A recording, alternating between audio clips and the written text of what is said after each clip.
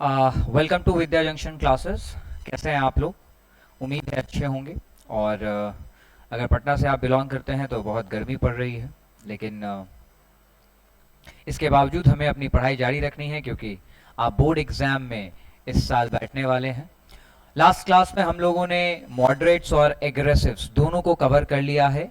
I believe कि last दो lecture में मैंने आपको एग्रेसिव पढ़ाया था और उससे पहले हम लोगों ने ऑफलाइन क्लासेस में मॉडरेट्स को कवर किया था। मॉडरेट्स के भी वीडियो हम लोग जल्द ही आपको अपलोड कर देंगे।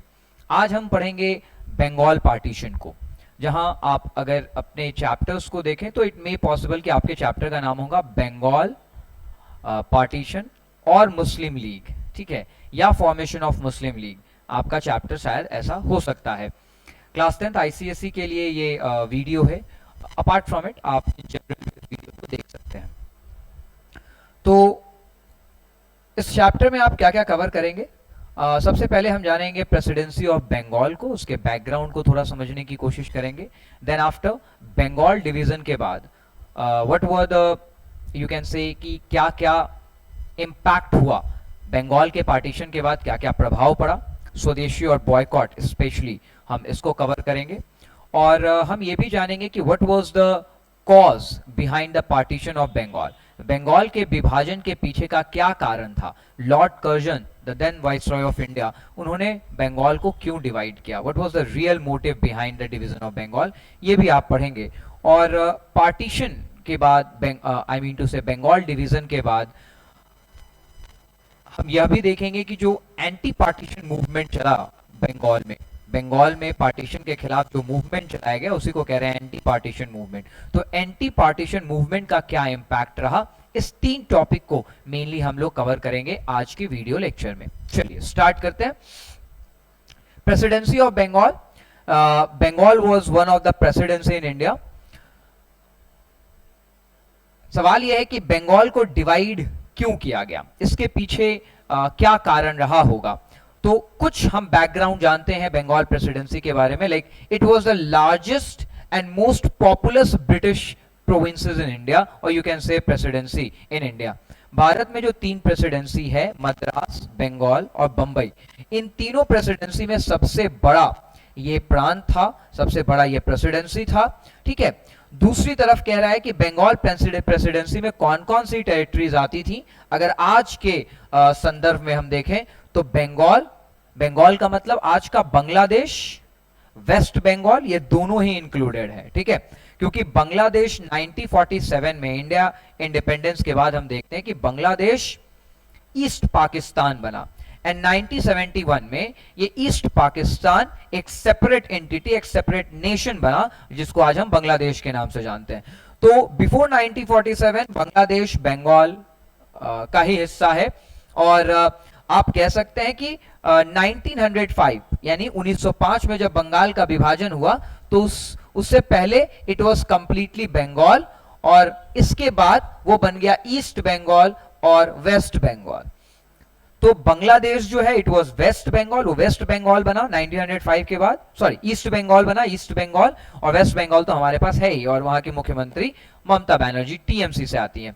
तो वेस्ट बंगाल जो है वो आज हमारे पास है। ईस्ट बंगाल बना 1905 के बाद, 1947 के बाद वो ईस्ट पाकिस्तान बन गया, एंड 1971 के बाद वो ईस्ट पाकिस्तान बांग्लादेश बन गया। तो Bengal, Bihar was also included in the presidency, Orissa, Chota Nagpur and some parts of Assam, ये सारा टेरिटरी जो है वो बंगाल प्रेसिडेंसी का पार्ट है।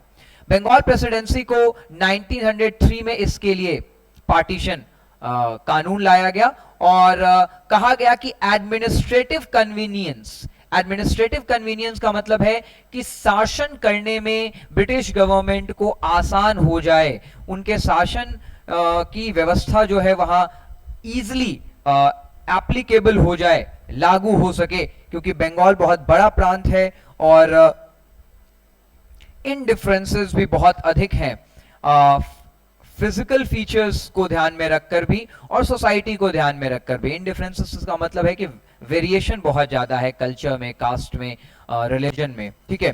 और it was one of the largest populous provinces as well. तो ये सारे कारण उन्होंने दिए कि जिसकी वजह से हम बंगाल में शासन बेहतर नहीं कर पा रहे हैं, इसलिए हमें बंगाल को डिवाइड करना पड़ेगा। और finally the partition of Bengal was implemented in 1905, 1905 में बंगाल का विभाजन कर दिया गया। ठीक है, इसके बाद कहता है कि what was the real motives of Curzon behind the partition of Bengal। Bengal के पार्टीशन में रियल ऑब्जेक्टिव क्या रहा, यानी what was the real motive. ये तो उन्होंने बताया कि बंगाल का पार्टीशन हमने इसलिए किया बिकॉज बंगाल एक बहुत बड़ा प्रांत है, बहुत इनडिफरेंसेस हैं कास्ट में, रिलीजन में, ठीक है, और फिजिकल फीचर्स को भी देखें तो बहुत वेरिएशन है, इस वजह से वहां एडमिनिस्ट्रेशन आसान नहीं हो रहा और इस वजह से हम बंगाल को डिवाइड कर रहे हैं। बट ये वो रियल ऑब्जेक्टिव नहीं था। ठीक है, ये तो उन्होंने आप कह सकते हैं कि ऑफिशियली ये उन्होंने ऑब्जेक्टिव दिया कि इस कारण से हमने बंगाल को डिवाइड किया है। बट बिहाइंड इट, इसके पीछे जो रियल कारण था वो यहां आप समझिए। कहता है कि British had see how the Hindus and Muslims had fought together during the first war of independence, so they wanted to break this unity. पहला कारण, जो पहला रियल मोटिव है इस षड्यंत्र के पीछे, जो पहला कारण था वो था हिंदू और मुस्लिम की यूनिटी को ब्रेक करना। First war of independence class 10th chapter 1 आपने पढ़ लिया है, आई होप सो, और वहां आपने पढ़ा होगा कि हिंदूज और Muslims they came together against their common enemy during first war of independence 1857। तो अंग्रेजों के पास एक एग्जाम्पल है, एक एक्सपीरियंस है कि अगर भारत की जो दो मेजर पॉपुलेशन है अगर वो साथ आती है तो इससे एक बड़ा नुकसान अंग्रेजों को हो सकता है या उनके शासन को थ्रेट हो सकता है। तो डिसयूनिटी को प्रमोट करने के लिए उन्होंने बंगाल को डिवाइड किया, क्योंकि बंगाल में मुस्लिम्स और हिंदूज दोनों ही पॉपुलेशन जो है वो रहती है। और आप ये कह सकते हैं कि बंगाल में एक प्रांत में, एक रीजन में हिंदू पॉपुलेशन बहुत ज्यादा कॉन्सेंट्रेटेड थी, on the other side Muslim population बहुत ज्यादा कॉन्सेंट्रेटेड था, और इसी तरह से बंगाल को डिवाइड भी किया गया। बंगाल को अगर हम देखें तो बंगाल को वेस्ट और ईस्ट में बांटा गया। ईस्ट में Muslims were in majority, Muslims जो थे वो मेजॉरिटी में थे और हिंदूज जो थे they were in minority. On the other side west में हिंदूज वर इन मेजॉरिटी और Muslims were in minority. Minority का मतलब जिसकी आबादी कम, मेजॉरिटी मतलब जिसकी आबादी ज्यादा। और यहां ज्यादा और कम का कोई नंबर नहीं होता, एक कंपैरेटिव नंबर है, यानी अगर मान लीजिए हिंदूज यहां 5 है तो मुस्लिम्स 2, यहां अगर मुस्लिम्स 10 है तो यहां हिंदूज 3। तो एक दूसरे की तुलना में जिसकी आबादी ज्यादा वो मेजॉरिटी, जिसकी आबादी कम वो माइनॉरिटी। तो बंगाल में एक तरफ हिंदूज मेजॉरिटी में थे, on the other side Muslims were in majority, ठीक है, और वाइस वर्सा, एक तरफ हिंदूज माइनॉरिटी में है और दूसरी तरफ मुस्लिम्स माइनॉरिटी में है। और मेजॉरिटी और माइनॉरिटी जब एक साथ रहती है और उनके बीच बहुत इनडिफरेंसेस हैं, अनलाइक्स हैं, कल्चर में, थॉट्स में, ड्रेसिंग सेंस में, फूड हैबिट्स में, कास्ट में, रिलीजन में, बिलीफ सिस्टम में, तो डेफिनेटली कहीं ना कहीं कोई ना कोई टकराव तो हो ही सकती है। और टकराव होने की स्थिति में, और अगर टकराव नहीं भी होती तो टकराव करवाई जा सकती है, जैसे इतिहास के पन्नों को पुनः रिवाइव करके, है ना। अब डेफिनेटली मुस्लिम्स ने भारत पे 700 सालों का लंबा शासन किया है, वो दिल्ली सल्तनत और मुगल एम्पायर, तो बहुत सारे शासक आए और उनके शासन में अलग अलग डिसीजंस भी लिए गए होंगे। कुछ डिसीजंस हिंदू के लिए फेवरेबल रहे होंगे, कुछ उनके अगेंस्ट रहे होंगे। तो वैसे डिसीजंस को हिस्टोरिकल बैकग्राउंड से उठाना और उसको हाईलाइट करना और एक मैसेज कन्वे करने का प्रयास करना कि देखो मुसलमानों ने देश में हिंदुओं का कैसे शोषण किया है। सिमिलरली कुछ इवेंट्स करवा देना जिससे दोनों ही पॉपुलस के बीच, यानी दोनों पॉपुलस रिलीजन जो बंगाल में रह रही है, हिंदूज और मुस्लिम, उनके बीच झगड़े उत्पन्न हो जाएं। तो इस तरह से भी झगड़ा करवाया जा सकता है, टेंशन क्रिएट किया जा सकता है, पीस एंड हार्मोनी को डिस्ट्रॉय किया जा सकता है, और ऐसा उन्होंने किया भी।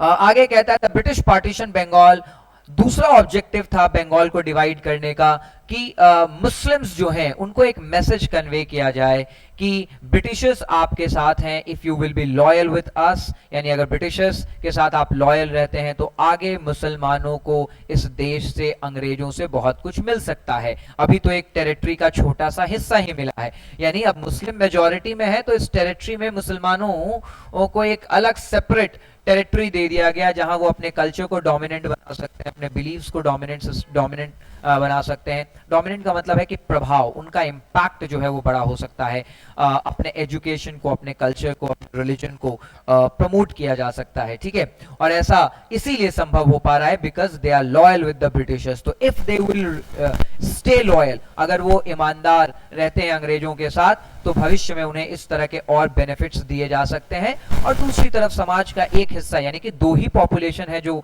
आप कह सकते हैं कि इस देश में बड़ी आबादी है, एक हिंदूज की और दूसरी मुस्लिम्स की। उस समय की मैं बात कर रहा हूं, अभी भी डेफिनेटली सेकेंड लार्जेस्ट पॉपुलेशन जो है वो मुसलमानों की है इस देश में। तो अगर फर्स्ट वाला तो वैसे भी कास्ट में बटा हुआ है और उसका कुछ हिस्सा हमारे साथ ही है, और अगर मुस्लिम्स भी हमारे साथ चले आते हैं तो एक देश जिसमें हम शासन कर रहे हैं उसमें एक वर्ग हमारे साथ है और एक वर्ग हमारे खिलाफ है, तो डेफिनेटली इससे बहुत ज्यादा इंपैक्ट नहीं पड़ेगा। लेकिन अगर पूरा का पूरा समाज ही आपके खिलाफ हो जाए तो डेफिनेटली आपके लिए रूल करना मुश्किल हो सकता है। तो ये भी एक प्लान था उनका। The third one was by partitioning Bengal they also try to subdue the trend of rising nationalism. इसके अलावा मैंने आपको बताया कि Bengal was the root cause of nationalism. राष्ट्रवादी जो है, देशभक्त जो है, एग्रेसिव नेशनलिज्म जो है वो बंगाल से ही निकल कर आ रहा था, और इस वजह से वो चाहते थे कि अगर टेंशन वहां क्रिएट हो जाएगा तो definitely they will be distracted अपने वो रियल ऑब्जेक्टिव से, मोटिव से, यानी इंडियंस को और जो बंगाल के लोग जो देशभक्त वहां से निकल कर आ रहे हैं अंग्रेजों के खिलाफ, जो उन्होंने एक मोर्चा खोल कर रखा है अंग्रेजी सरकार के खिलाफ, तो उससे वो डिस्ट्रैक्ट हो जाते हैं। तो डेफिनेटली अंग्रेजों को इससे फायदा है, एडमिनिस्ट्रेशन उनके लिए कन्वीनियंट हो जाएगा, और ऑन द अदर साइड वो स्वयं में उलझ जाएंगे। यानी हिंदूज और मुस्लिम्स के बेसिस पे डिवाइड इसलिए किया है क्योंकि दो डिफरेंट कल्चर है, आपस में झगड़े अगर होते हैं तो वो आपस में ही उलझ जाएंगे, और इससे अंग्रेजों के शासन को अंग्रेजों का शासन चैलेंजिंग नहीं होगा, उनके लिए आसान हो जाएगा, ठीक है। And the third one was by partitioning. Fourth one, by partitioning Bengal in spite of so many petitions, request. देखिए लॉर्ड कर्जन ने यहाँ पे एक और संदेश देने की कोशिश की, even though there was several, क्योंकि एक्ट तो 1903 में आया, as I told you earlier. Bengal act कब आया? Bengal partition act was came in 1903, but it was done in 1905. तो ये 2 साल के बीच आप देखेंगे there was several petitions, prayers जो है वो किए गए अंग्रेजों के समक्ष, लॉर्ड कर्जन के समक्ष, because he was the viceroy then. लेकिन स्टिल अंग्रेजों ने बंगाल को डिवाइड किया। they wanted to send a message clearly to every Indian that we are dominant, we are in power, we will decide what we have to do in the country, no else, no single individual may interrupt us. कोई हमें नहीं रोक सकता है, हमारा जो मन करेगा, जैसा मन करेगा, हम अपने कन्वीनियंस के हिसाब से इस देश में काम करेंगे। ये भी एक संदेश देने की कोशिश की गई बंगाल डिवीजन के बाद। It was very clear that we are in power, हम लोग ताकत में और हम अपने हिसाब से देश चलाएंगे, इससे देश को नुकसान हो रहा है, आपको परेशानी है, it's none of our business. हमारे लिए जो कन्वीनियंट है, हमारे लिए जो बेहतर है, हम उसी ऑब्जेक्टिव से, उसी उद्देश्य से काम करेंगे। ये भी बंगाल डिवीजन से उन्होंने मैसेज देने की कोशिश की। नेक्स्ट है public reaction. Definitely action has a reaction. Bengal का डिवीजन हुआ तो बंगालीज जो हैं उन्होंने क्या इस पे रिएक्ट किया। तो पहला है, कह रहा है कि 16 अक्टूबर 1905, 16 अक्टूबर 1905 को बंगाल का विभाजन कर दिया गया। बंगालीज ने इसको सेलिब्रेट किया day of morning. Day of morning मतलब क्या होता है? दुख भरा दिन, दुख या पीड़ा का दिन। बंगाल का विभाजन इसी दिन हुआ था, इसलिए उन्होंने इस दिन को अ डे ऑफ मोर्निंग यानी कि पीड़ा का दिन, दुख भरा दिन बंगालीज के लिए, इस तौर पर इसको सेलिब्रेट किया। इसके अलावा कलकत्ता में प्रोसेशन का मतलब समझते हैं एक तरह से रैली, जैसे विसर्जन हम करते हैं तो प्रोसेशन ही निकलती है, तो एक प्रकार की रैली जो है वो निकाली गई रिवर गंगा, माँ गंगा नदी के तट तक, और यहाँ पर लोगों ने स्नान किया, एक दूसरे को राखी बांधी, और ब्रदरहुड यानी इवन तो बंगाल वाज डिवाइडेड बट राखी बांधना एक प्रकार से सिंबॉलिक, या आप कह सकते हैं सिंबलाइजिंग ब्रदरहुड, भाईचारे का संदेश देने का प्रयास किया गया। Anand Mohan Bose led the foundation of the federation hall. इसके अलावा फेडरेशन हॉल एक तरह से सिंबल ऑफ यूनिटी, एक फेडरेशन हॉल एस्टैब्लिश किया गया जो सिंबल ऑफ यूनिटी के तौर पर, यानी बंगाल को इवन आपने आप कह सकते हैं बाउंड्रीज, एक बाउंड्री तो क्रिएट कर दी है, बंगाल को डिवाइड तो कर दिया है, बट स्टिल लोग जो है अभी भी एक संकेत देने का प्रयास किया गया कि लोग अभी भी बटे नहीं है, दे आर स्टिल यूनाइटेड, वो अभी भी साथ हैं। और ये फेडरेशन हॉल एक सिंबल है, जैसे आप ताजमहल को आप देखते हैं, Taj Mahal is known as a symbol of love, तो ताजमहल जो है वो सिंबल ऑफ लव के तौर पर हम याद करते हैं, लेकिन उसी प्रकार से हम यहाँ भी फेडरेशन हॉल को सिंबल ऑफ यूनिटी के तौर पर कंसीडर कर रहे हैं।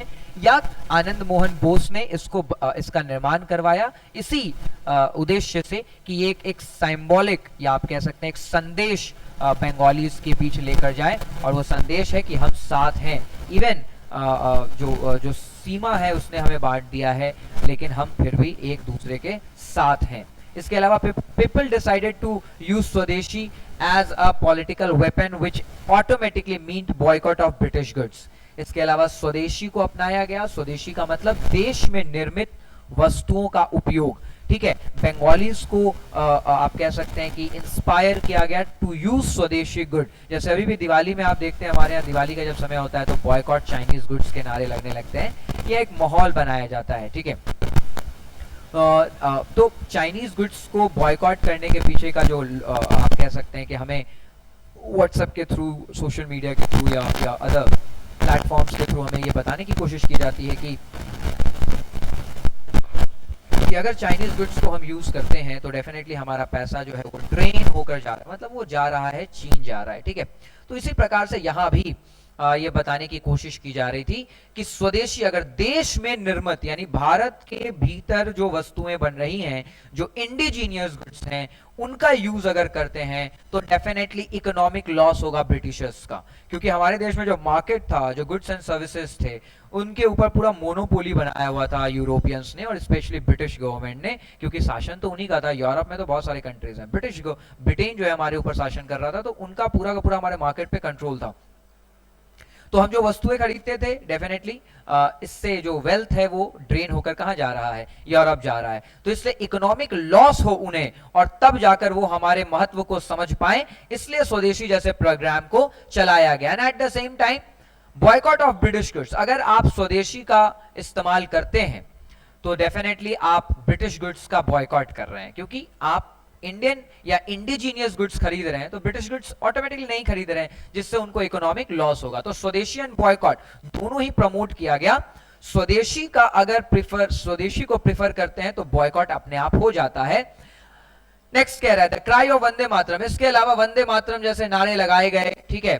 Bye now Indians had realise, अब इंडियंस को ऐसा रियलाइज हो गया था पार्टीशन के बाद कि भाई अंग्रेजों के खिलाफ अगर हम विद्रोह नहीं करेंगे, एग्रेसिव नहीं होंगे, तो डेफिनेटली अंग्रेजों द्वारा हमारा किसी भी प्रकार का कोई अधिकार नहीं दिया जाएगा, और वो हमें इसी प्रकार से हमारा शोषण करते रहेंगे, हमें टॉर्चर करते रहेंगे, अपनी मनमानी करते रहेंगे। तो this is now the time जहां हमें अंग्रेजों के खिलाफ एक विद्रोह, एक मजबूत विद्रोह जो है वो करने की जरूरत है। नेक्स्ट कह रहा है बंगाल मूवमेंट के बाद एंटी पार्टीशन जो मूवमेंट चला बंगाल में, ठीक है, उसको समझिए। कहता है कि बॉयकॉट ऑफ ब्रिटिश गुड्स, यहां सिर्फ गुड्स नहीं होगा, सर्विसेज को भी आप समझ लीजिए कि boycott, complete boycott to Britishers है, एक सिंपल लाइन में, यानी अंग्रेजों का पूरी तरह से आप क्या करिए, बहिष्कार करिए। अब अंग्रेजों का बहिष्कार करने का मतलब जहां जहां अंग्रेज का टैग लगा हुआ है, वो हॉस्पिटल्स चला रहे हैं, मत जाइए, उनके काम अगर आप कर रहे हैं उस हॉस्पिटल में मत करिए, स्कूल्स अगर ब्रिटिशर्स और ब्रिटिश ओरिएंटेड है मत जाइए, बच्चों को वहां से हटा दीजिए, टीचर्स हैं आप मत काम करिए, अंग्रेजों के लिए बाल जो काटते हैं, जो बार्बर्स हैं, मत करिए उनके लिए सर्विस, अगर आप शू पॉलिश करते हैं मत करिए, if you belongs to if you are doing, अगर आप मूची हैं या जूते सिलते हैं तो आप मत करिए ऐसा, ठीक है, ये कहने का अर्थ है। अपार्ट फ्रॉम इट, अगर आप वकालत कर रहे हैं या किसी भी प्रोफेशन में हैं, आप अंग्रेजों के लिए काम कर रहे हैं, तो एक लाइन में आप उनके लिए कोई काम मत करिए, कंप्लीटली बॉयकॉट करिए, एडमिनिस्ट्रेशन से लेकर किसी अदर प्रोफेशन तक। और ऑन द अदर साइड, अगर आप ब्रिटिश ओरिएंटेड गुड्स को यूज कर रहे हैं तो उसका भी बॉयकॉट करिए, आप इंडिजीनियस को प्रेफर करिए, देश में निर्मित वस्तुओं और सर्विसेज को, सेवाओं का आनंद लीजिए या उसको करिए, ऐसा उनका कहने का अर्थ है। इसके अलावा कह रहे हैं कि boycott legislature as well, central legislative assembly और प्रोविंशियल लेजिस्लेटिव असेंबली में भी चुनाव में भाग मत लीजिए, यह भी कहा गया। स्वदेशी का मतलब क्या है ये मैंने आपको बताया। This movement was taken out. Aggressives जो हैं, एग्रेसिव्स चाहते थे कि एंटी पार्टीशन मूवमेंट जो है बंगाल डिवीजन के बाद, बंगाल पार्टीशन के बाद, जो बंगाल पार्टीशन, बंगाल के विभाजन के बाद जो विरोध हुआ उसी को हम कहते हैं एंटी पार्टीशन मूवमेंट। तो एंटी पार्टीशन मूवमेंट जो शुरू हुआ, aggressives wanted to promote it across Bengal, वो चाहते थे कि बंगाल के बाहर इसको ले जाएं, परंतु मॉडरेट्स, जो कि वही है मॉडरेट, जो अंग्रेजों के हितैषी हैं, जिनका मानना है कि ज्यादा अंग्रेजों को परेशान मत करो, वो अगर वो परेशान हो जाएंगे तो फिर हमारे लिए मुश्किलें खड़ी हो जाएंगी, जो डरते थे, जिनका मानना था कि कॉन्स्टिट्यूशनल मीन्स से हमें अपने डिमांड्स को रखना चाहिए और वही रास्ता है अपने डिमांड्स को पूरा करने का। तो वो नहीं चाहते थे कि बंगाल के बाहर बॉयकॉट और स्वदेशी जैसे मूवमेंट्स को चलाया जाए या ऐसा किया जाए। और इसके बावजूद एग्रेसिव्स ने स्वदेशी और बॉयकॉट मूवमेंट को बंगाल के बाहर प्रमोट किया। उसमें कुछ एग्रेसिव्स लीडर के नाम दिए हैं, जैसे बाल Gangadhar Tilak, Vipin Chandrapal, Subramaniam Iyer, Lala Lajpat Rai. These were some of the aggressive leaders who promoted anti-partition movement across Bengal, especially स्वदेशी and boycott। ठीक है, इसके अलावा several societies were formed, कई सारी सोसाइटीज बनी, जैसे स्वदेशी समाज, वंदे मातरम संप्रदाय। ठीक है, ये सोसाइटीज बनी ताकि इस मूवमेंट को और बेहतर ढंग से चलाया जा सके। ठीक है, और स्वदेशी जैसे विचारों को देश के जन जन तक पहुंचाया जा सके। कांग्रेस ने जो है स्वराज की मांग की। Congress in response to the British reaction declared swaraj. वहीं इंडियन नेशनल कांग्रेस ने अपने आप को मतलब डिक्लेयर किया कि वी वांट स्वराज। स्वराज का मतलब है इंडिपेंडेंस। ठीक है, नॉट कंप्लीट इंडिपेंडेंस, स्टिल यहाँ स्वराज तो हम कह रहे हैं, लेकिन स्वराज सिर्फ इंडिपेंडेंस की बात कर रहा है, कंप्लीट इंडिपेंडेंस नहीं। यानी प्रोविंशियल लेवल पर इंडियन गवर्नमेंट हो और सेंट्रल लेवल पे ब्रिटिश गवर्नमेंट हो, ऐसा वो मांग कर रहे थे। इसी को हम डोमिनेंट स्टेटस भी कहते हैं। नेक्स्ट कह रहा है स्वदेशी boycott movement come India industries. इसके अलावा स्वदेशी से हमें फायदा क्या हुआ? अब देश में निर्मित वस्तु और सेवाओं का हम उपयोग करेंगे तो डेफिनेटली प्रोडक्शन हाउस तो होगा ना। यानी टेक्सटाइल्स को अगर हम देखें तो हम अभी ब्रिटिश ओरिएंटेड कपड़े खरीद रहे थे। अब एंटी पार्टीशन बंगाल मूवमेंट जब चला तो हम ब्रिटिश गुड्स को, ब्रिटिश टेक्सटाइल को, कपड़ों को अब हम बॉयकॉट करेंगे, तो हमको कपड़े तो चाहिए ना, तो इसके लिए इंडस्ट्री लगाई जाएगी। तो बहुत सारे इंडियंस जो है वो बाहर निकल कर आए, उन्होंने कल कारखाने लगाए। ठीक है, और इससे भारतीयों को बहुत फायदा हुआ, जैसे टेक्सटाइल मिल्स लगा, बंगाल केमिकल फैक्ट्री लगी, आयरन स्टील फैक्ट्रीज लगी, बैंक्स खुले, मैच फैक्ट्री यानी माचिस की फैक्ट्री लगी, टॉय मैन्युफैक्चरिंग शुरू हुआ, सोप इंडस्ट्रीज आई। तो इस तरह से बहुत सारे कल कारखाने इस देश में खुले, जिससे लोगों को रोजगार भी मिला। On the other side indigenous goods भी अब इंडियंस के लिए अवेलेबल होने लगा, जहां कल तक हम इन सब चीजों के लिए भी ब्रिटिशर्स पे डिपेंडेंट थे। यहां तक कि शॉप्स, चूंकि अब डिमांड सिर्फ इंडिजीनियस है, तो जो शॉप्स हैं वो भी सिर्फ इंडिजीनियस गुड्स यानी स्वदेशी वस्तुएं ही बेच रहे हैं। ठीक है, large number of industrial strikes, कई जगहों पर जो ब्रिटिश ओरिएंटेड इंडस्ट्रीज थी, जैसे Burn Iron Works, East Indian Railway, Clive Jute Mill Company, इन सब में जो लेबर्स थे, जो मजदूर थे, जो भारतीय थे, उन्होंने स्ट्राइक कर दिया। ठीक है, there was decline the sale of British goods. British goods में उनका ग्राफ जो है वो नीचे की तरफ आ रहा था, मतलब डिक्लाइन कर रहा था। जो सेलिंग है, सेलिंग ग्राफ जो है, सेल्स जो है पूरी तरह से धड़ाम से नीचे गिर गया स्वदेशी और बॉयकॉट की वजह से। इसके अलावा कई सारे इस समय हम देखते हैं बुक्स, देशभक्ति वाली किताबें जो हैं, गाने जो हैं वो लिखे गए, जैसे वंदे मातरम का आप एग्जाम्पल दे सकते हैं जो आनंद मथ ने लिखा है। ठीक है,